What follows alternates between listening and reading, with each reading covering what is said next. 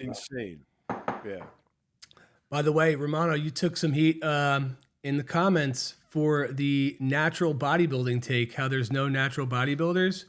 Nope, no such thing. I think they didn't even grasp the concept. They just said, he's lost it. He doesn't know what he's talking about. He's projecting. I'm like, okay. Projecting. I do drugs all the time. What are you talking about? I'm projecting. But I was like, okay, but I also get what you're saying. Look, I was just I listened to it again. I was dissecting what you're saying, and I get it. And maybe they're just thinking semantics, because I think they're just not taking what you're saying. You're saying that nothing about what we're doing is natural, and that it's unnatural to work out this much and to train this hard and to do all and to eat this much and and they're only thinking about it from a substance point of view. So that's what I think. And I don't know. I never thought about it, but I appreciate the take, and it certainly made me think. And you're right when you say that. I think about that every time I put on my ruck and I grab my other rec bag and I grab other things, and I'm like, this is definitely abnormal. Exactly. Well, I think it's just because some guys look at it as, and I think we talked about this last time, is that if you don't take anything illegal, like Frankie, then you're natural. Then you're natural. So you can eat 20 chicken breasts a day and take creatine and vanadyl sulfate and whatever other legal stuff there is, and you call yourself natural, but that's just not true. Working out is not natural.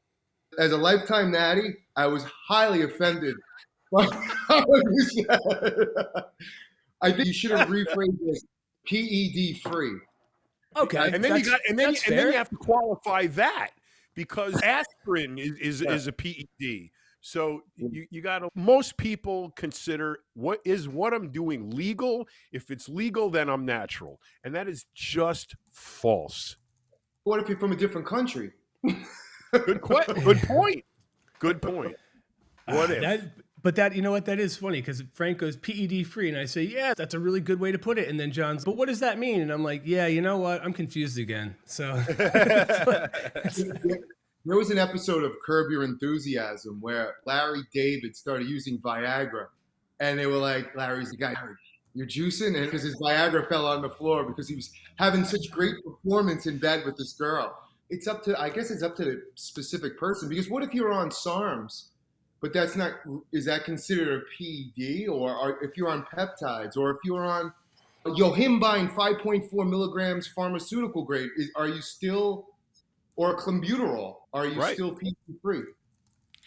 Exactly. So there's got to be a line to draw somewhere. And unfortunately, in this case, there's nowhere to draw it.